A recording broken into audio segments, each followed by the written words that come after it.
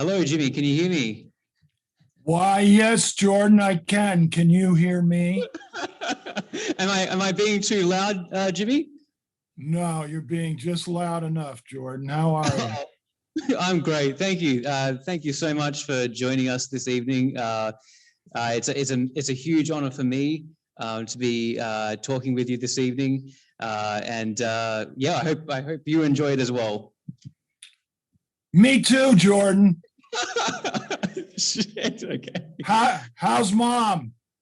Mum's good. She's in the audience. Hi, mom. Is Jordan getting enough fiber? Thank you, Jimmy, for doing that. All right. So my first question is, have you ever taken off the glasses? No, they're surgically attached. I sleep in them. I came out. I was born with the glasses on, Jordan. So that's that. Okay. We have just watched two of the restored regional exploitation films from biographer.com. Both fascinating films in their own right. Those being Night Tide and Nest of the Cuckoo Birds. It really only scratches the surface of biographer, which is an exhausting documentation of alternative and obscure American filmmaking, music, photography, and literature. So how did you get involved, or should I say dragged into this insane project? Yeah, well, Nicholas, I first met Nicholas online. I was trying to hawk my Milligan wares, and the auction ended, and we got to talk. And over the years, I don't know, that was like 509 years ago, we got to be pals. And he, of course, has republished my book, The Ghastly One, about Andy Milligan. And in the process of that, he started buying up all these exploitation films, and he was picking my brain. He'd call me at midnight, Jimmy, should I buy She Beast? I mean, so I'd offer my opinion. And soon he had like a mountain, because Nicholas is very acquisitive. He likes to buy things. Soon he had a mountain of these films, and he said, I want to show these to the world. And, there was talk of a subscription and all that. And I said, Nicholas, these things have already been out in 5 different formats. Nobody's going to pay to see them. And he said, yeah, exactly. We'll do it for free. That wasn't exactly the area I was going to, but that's what happened. And then he decided there was going to be a digital magazine with the movies. And, just, it was a funny thing. It was like, it just had to be tangentially related to the movie. Like, I showed him one of my ex-paramours had done this little book about Barbie, and he flipped over and he goes, it's got to be on the site. And I said, yeah, but Nicholas, there's no connection to a movie. He goes, there's mannequins in Nest of the Cuckoo Birds. Those are dolls. It's connected. Put it in. And it just sort of grew like a beast. And I edited the first volume, which nearly killed me because we just kept adding crap. And then he spent the next year begging, threatening, cajoling me into editing the whole site. And so that's what happened.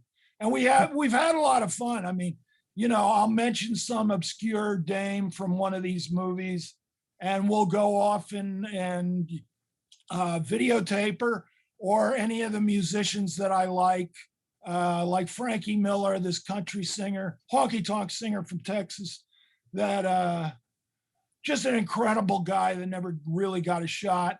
We went down to his living room and taped him doing songs acoustically for the first time in his life. And I wrote like a book length article to go with it. So it's great because there's all this freedom, and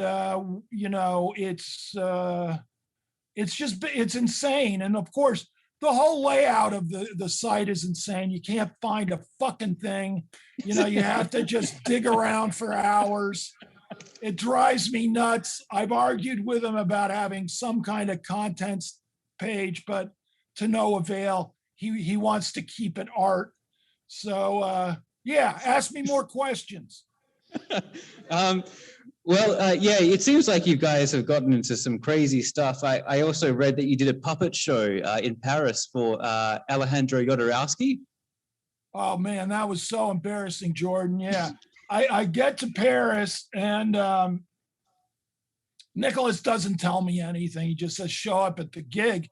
And I walk backstage and there's Jodorowsky. And it's like, oh, hi, Jodorowsky. How you doing there? You get your fiber?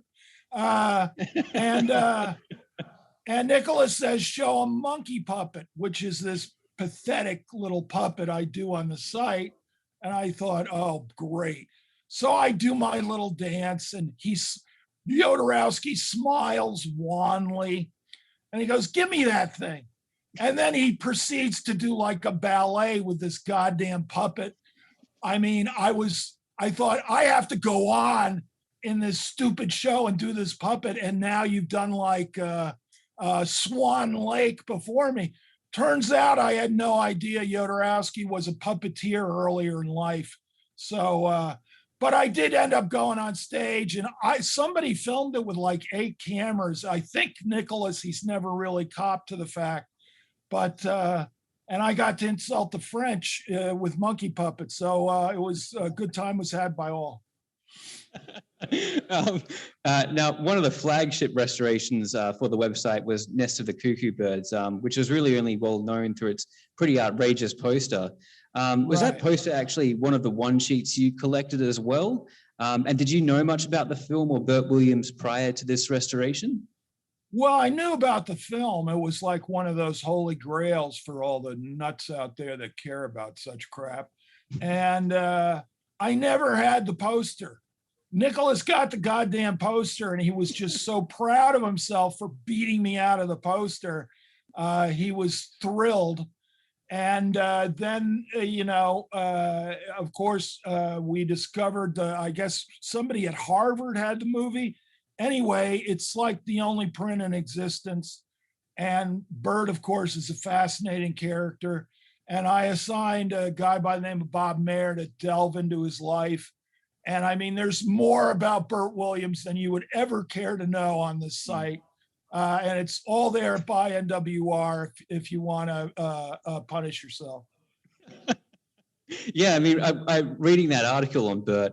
That film is like the least craziest thing he's ever done. Like his stint in the Navy and being on a chain gang and stuff like that. It's just a crazy life. Yeah, right. And that seems to be what By NWR specializes in. Like I did this whole big thing on Dale Berry, nobody filmmaker from Texas. And I wasn't too interested. I wanted to find the dames that were in the film. So we found this gal, Beverly Oliver Massey, who was in one of Dale's films. And it turns out she was a puppeteer, and a puppeteer for the Lord. She was a Christian puppeteer, and she was an evangelist. So we went down to Dallas, I think it was, and filmed Beverly's whole act, and you can see her interacting with the Christian puppet Eric, and she sings a few songs. She does a number for Trump. So this is the kind of stuff I love for, and that's why I do By NWR. Yeah, it almost feels kind of like a last refuge or shelter for this kind of material. And as a curation website, it's pretty ambitious in its approach to restoration and curation. Not only that, but its supplementary material is staggering as well. I mean, what kind of work actually goes into finding not only these films, but the people, the research, and just finding the material for them as well? Oh, I don't know how to answer that question. It's just completely nutty. I mean, any whim, I have to restrain from mentioning anything to NWR, because next thing you know, we'll be doing it, and which means I'll be doing it. The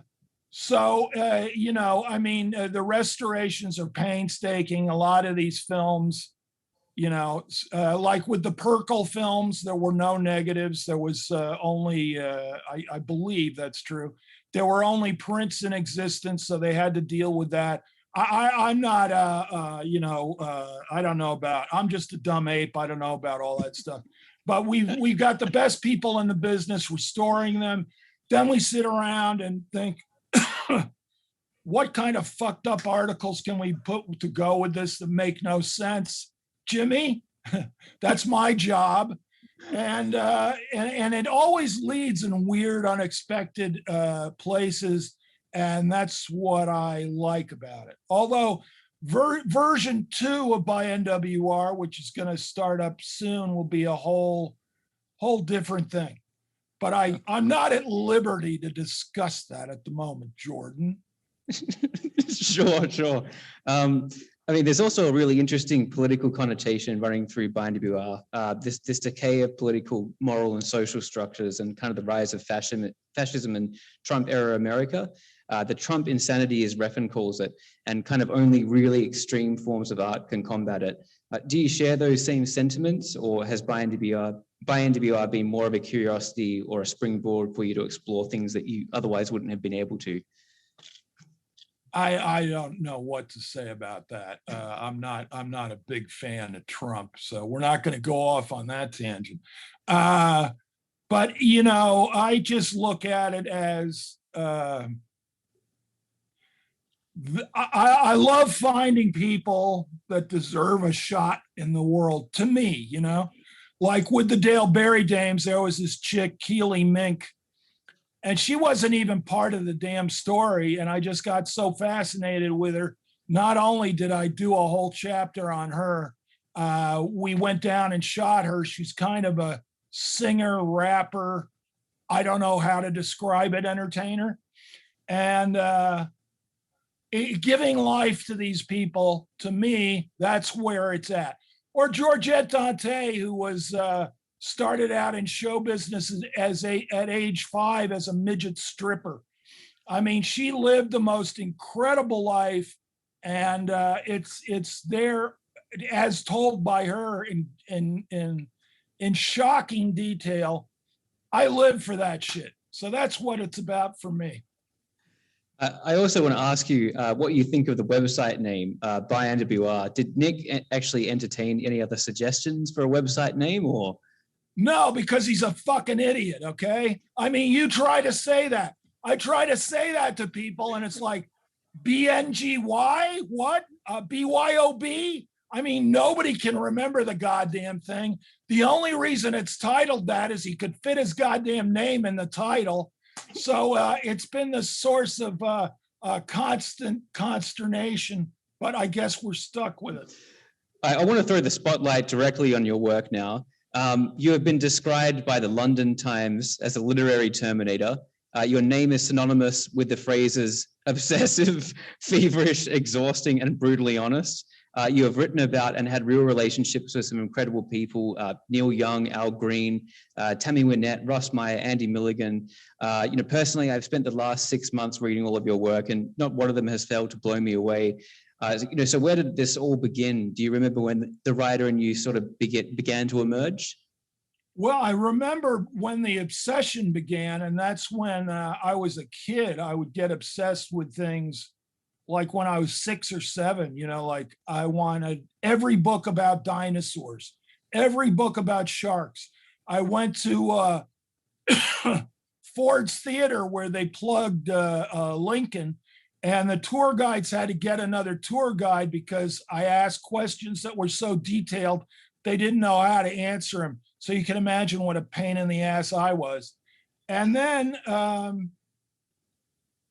I just I just get obsessed with things and I want to share them with the world. I mean, really, I guess the first one was Gary Stewart, this honky tonk singer. Everybody said, he's living in a trailer with blacked out windows. You're never going to talk to this guy. And that just whets my appetite, statements like that. And I got a hold of him and he said, Jimmy, if you get me this one record, I will give you an interview, pal. I will give you an interview. So Wild Bill Emerson, Harlan County Highway was the single. I found it the next day. Gary had to had to talk to me, and I wasn't going to take no. And I had a terrible fear of flying at the time. So I went down there on the Greyhound bus, and I'll never forget looking out of the bus, and there's Gary and his wife. He looked like Count Yorga and Mrs. Yorga. I mean, dressed in black, very pale skin. I don't think they'd been out in the sunlight since 1975.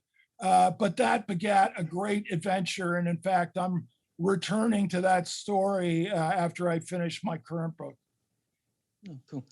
And the biography police accuse you of being biased on the basis of inserting yourself into your own work. Obviously, I think that's untrue, and I feel that the human elements of these people are more visible when they've been opened up to you. How do you feel about that particular criticism? I just think it's funny. All these antis. There was some famous critic for the Washington Post who reviewed my Tammy Wynette book, and he said, I read this on the plane and I was praying for the plane to crash so I wouldn't have to finish this book. Now, I took it as a great compliment. Personally, the publisher wasn't so crazy about it. But, I do what I do, and I'm totally self-taught. I don't know. It's for other people to comment on. I could give a shit. I'm writing these books for me. You don't like it, go to Perth. I need to bring up The Ghastly One, which is probably the best book I've read about an independent exploitation filmmaker and 42nd Street at large, really. Your relationship with Andy Milligan, his regular crew, is really what makes the book so impactful and insightful. The last sections of that book, where you actually are caring for Andy while he was dying, is pretty heartbreaking. How did you feel kind of going back to that book after so many years when Nick commissioned the deluxe version of it? Well, to be honest, Jordan, I hated it. I knew that book hit a nail on the head in a certain way, and I didn't want to screw it up. And just going back to that part of the book was just grim. I mean, it's all in the book. I don't know what to say about that. But so, yeah, it's a conundrum because you want to add new details and everything, but you don't want to sink the book with your own pretension. So I said I'd never do it again, but now I'm revisiting Gary Stewart. So what, I must have some sort of virus in my brain. I don't know. Yeah, I mean, Milligan was certainly a person, who had some pretty overwhelming and poisonous character traits, but his films have like a lot of passion and visceral energy in their craft than probably anything else I've ever seen. And you actually got to work with him in the 80s. What was he like on set? Well, by that time, he was kind of a charming old man. I mean, he was sort of like Wilford Brimley on a cup of hemlock. So in a sense, he could still yell and throw a fit. He threw a piece of film equipment at me one day, barely missing my head. But I just so loved the guy. I didn't care. I was like, kill me, Andy. Which he nearly did, because he put me in this movie Monstrosity, which is truly monstrous. And I doubled for the Frankenstein monster because he couldn't afford to get his regular player, Hal Borsky, there on a plane. And so here I am in this Fred Flintstone vest, this big orange wig, a fake eye, ski boots that Andy had poorly changed into Frankenstein boots. And I was supposed to go around throwing gas inside this shed on his property, which was full of these shit-stained stuffed animals that his boyfriend Wayne had collected. I mean, the whole place was like hantavirus central. You wouldn't want to go in there to begin with. I'm in there and the crew's all hiding down below. And I start throwing the gas on, and they put a match to it. And instantly the smoke was so thick, I couldn't see any of the crew. Everybody starts coughing. And, we burst out of the doors to get oxygen. And Andy goes, cut. That was great, babe. And I really thought, wow, I finally made it. Andy tried to kill me because he tried to kill several people. So I felt like a member of a very exclusive club, Jordan. Well, the whole thing with like each Andy Milligan film was that he would constantly light on fire Hal Borsk. I think it was like nearly every one of his films, he was constantly being lit on fire. Yeah, I do think that was a personal thing on Andy's part. I don't want to get too much into it.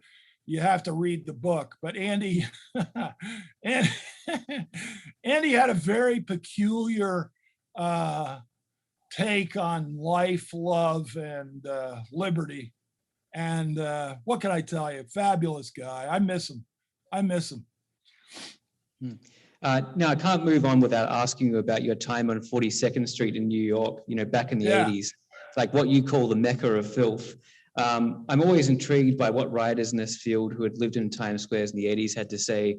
So can you take us back to those days and tell us what an average night on the Deuce was like for you? Well, I was hanging out with this reprobate Bill Landis, who published this thing called Sleazoid Express. And so we were running buddies at the time. And he'd call me, I'd call him. You want to go see a movie? And we would probably imbibe on certain substances, Your Honor. And we'd go there and just ping pong from one side of the street to the other, seeing it just was like a blur of movies and degenerates. And I remember, there were cats that lived in the theater, to catch the rats. And the cats would sometimes walk in front of the movie. And there would be people in the theater, you'd swear they were dead. I mean, they just hadn't moved. You'd come back after another movie, they'd still be there, seemingly dead. And it was right at the tail end when everything was collapsing. And there was this great video theater called the Roxy. Now, the Roxy was this vertical theater. I don't know, it was 4 or 5 levels. You go up you take the ticket, the guy take your ticket up behind bulletproof glass, and then you go up through this lonely corridor there of cement, and there'd be these rooms that look like Greyhound bus stations with really uncomfortable plastic seats, and there'd be a monitor in the corner playing the movie over and over and over. And a lot of homeless people would go. It was like the cheapest flop in town. They could buy their ticket and just stay there forever. People would be, singing along with the theme to Superfly or having their dinner. I know one person got mugged nobody seemed to work there. It was like the Twilight Zone theater. So I found all this stuff fascinating. It was like a culture dying before my eyes, So, now it seems like, I don't know. I can't, I'm too old and boring to go back there as my young self. Like Milligan, another important figure in your writing career was filmmaker Russ Meyer. I actually have a quote from the book, which is called Big Bosoms and Square Jaws, where you say, "It was Meyer's way of looking at the world, a certain lust for life. It influenced my writing and being." I was wondering if you could go into more depth as to how Russ Meyer has shaped your career and personality, and if all your subjects have had that same profound impact on you. Oh, yeah. Well, Russ Meyer just had a way of, he just had a real lust for life. Now, there's a lot of things I don't like about Meyer. I mean, the guy was completely off his rocker in so many ways. But that intensity, that passion, that lust for life, I always appreciated. And yeah, I would say I choose my subjects very carefully, and they are very dear to my heart, except for the book on John Fogerty. I was just being a whore for that one. I just was a hired hand. I don't even consider it my book, really. I did it just for kicks because nobody thought you could get a book out of the guy. So I did that one. But anyway, my books are very personal to me. I choose the subjects very, very carefully. It's not just like a gig.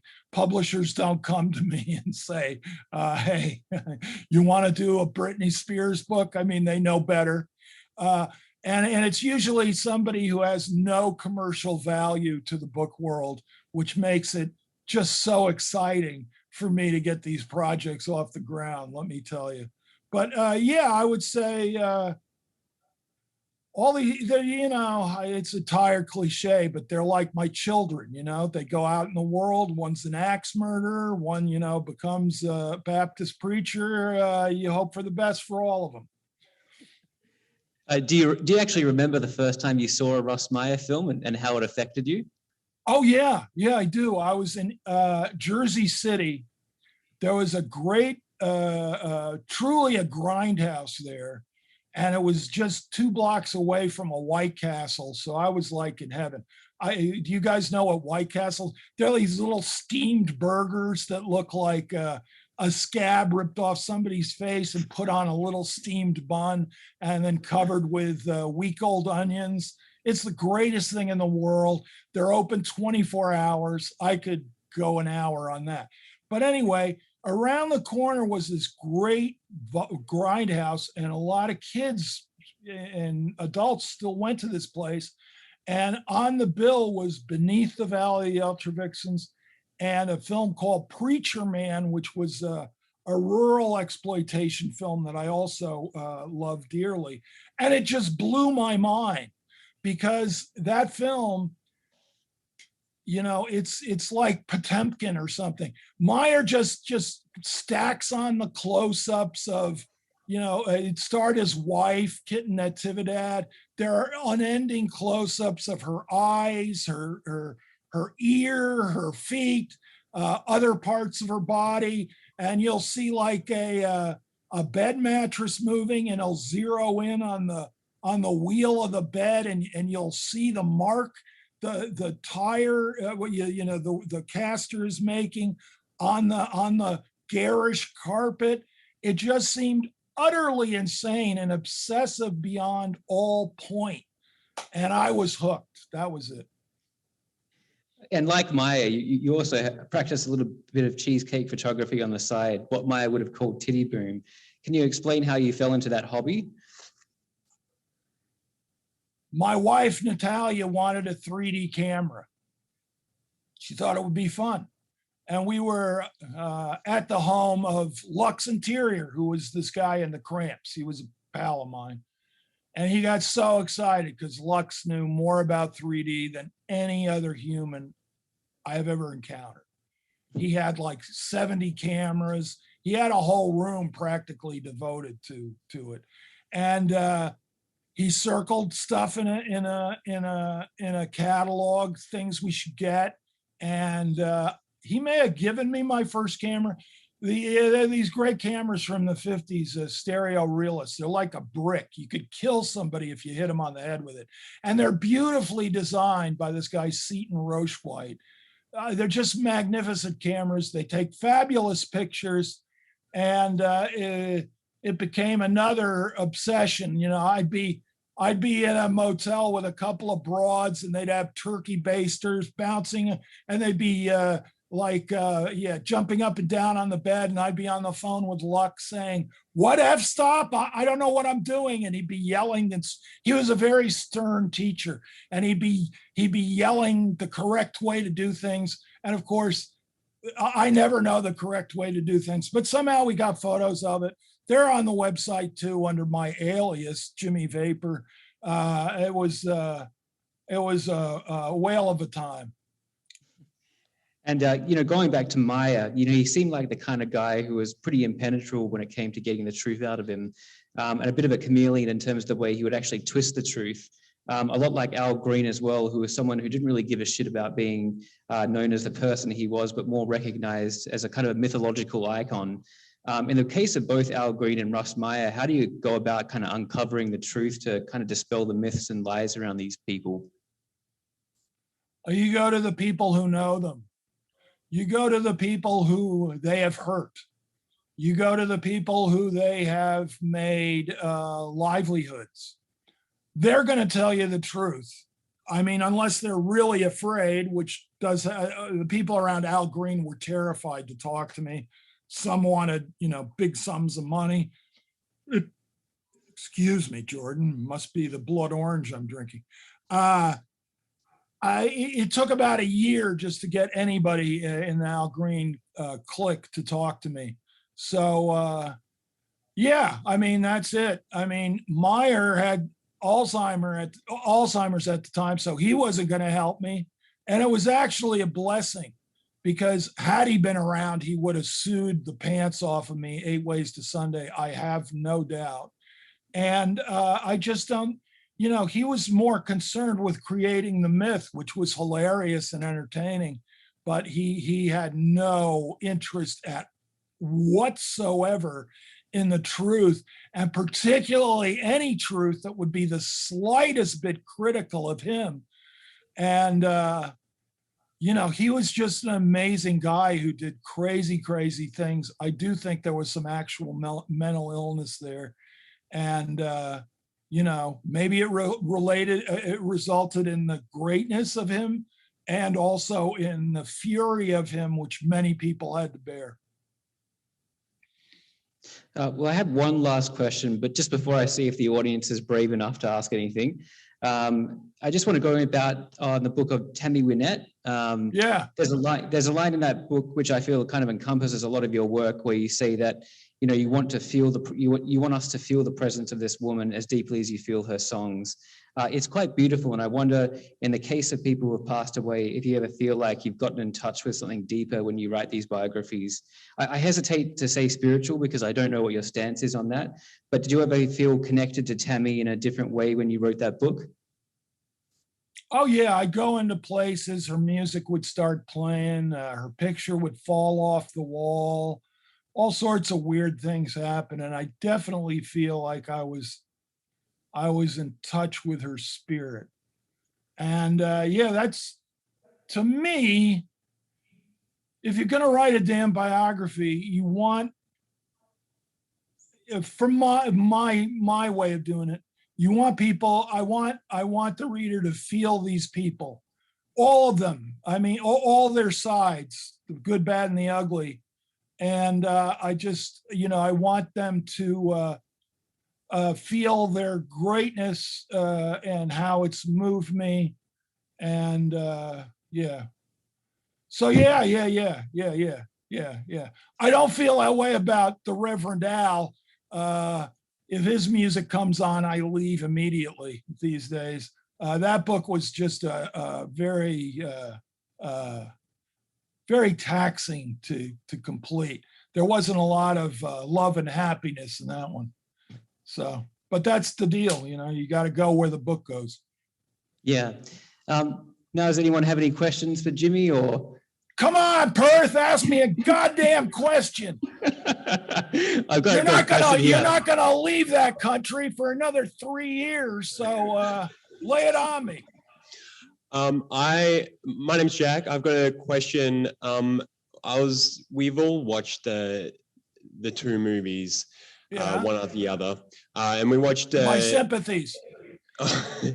And I mean, I heard that someone described Night Tide as a palate cleanser to the Nest of the Cuckoo Birds. And I was wondering, when you restore a film, I guess the aim should be to make the film look good, and cut well, which didn't seem to be the case for Nest of the Cuckoo Birds at all. How does the restoration work with that? Are you trying to keep everything, or are you trying to make it seem watchable? Well, I think that would be impossible in the case of Nest of the Cuckoo Birds. Really, we want to maintain the feeling of the original. We don't take anything out, alter the movies in any way. We don't even try to make them look completely beautiful, because let's face it, these movies were made in a chicken coop for a budget of $1.98. Most of them, not Night Tide. And we want to stay completely devoted to that smelly feeling, so you can all experience the same reaction we had, perhaps.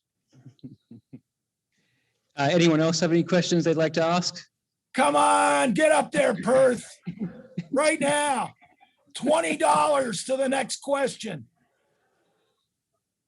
No, it looks like everyone's, I think, pretty tired out. Oh, boy. I have one last question though for you. Yeah. So what can we expect from you in the next couple of years, book-wise? Okay, so I'm doing a book on the Ormonds. The Ormonds were a family that started in vaudeville, then made Lash LaRue westerns, then made gore pictures like The Exotic Ones, which starred rockabilly singer Sleepy LaBeef in a very bad wig and plastic glasses. And then on the way to the premiere of one of their films, the plane crashed. They had a religious experience, and they started making films for Baptist preachers, like The Burning Hell, If Footmen Tire You, What Will Horses Do, Believer's Heaven. These are all on the website. I've been working on this book since 1985. I just finished the 9th chapter. There are 4 to go. It will be the last word I have to say on exploitation. It's sort of the other side of the coin from Andy Milligan, where Andy Milligan was, let's say, mother-hating, bestiality-loving, sadist crazy. The Ormonds are more the Midwest, carnivals, cotton candy. It's a much sunnier world, but no less crazy. So there's that. And then, I'm returning to this honky-tonk singer, Gary Stewart, who had great hits in the 70s, like She's Acting Single, I'm Drinking Doubles, Your Place or Mine. Maybe the most talented musician that I ever met, which is saying something. I met a few. And I got to be pals with the guy at the end of his life. Unfortunately, he's no longer with us. And I feel his spirit saying, you got to get this book done, Jimmy. Come on, pal, finish my book. So that's what I'm doing. And then I'm going to be doing some 3 or 4 stories for By NWR, which for now will remain a secret. Well, Jimmy, if you ever need someone to write about, I am available. Why, yes, Jordan. I'll put your name on the list right after Fiona Horn. Shit, okay. Well, thank you so much, Jimmy. It's been a real honor. I can't wait to see what you do next. So glad you guys came out. Take it easy. Thank you, Jimmy. Thank you. See you later. Yeah. Bye-bye.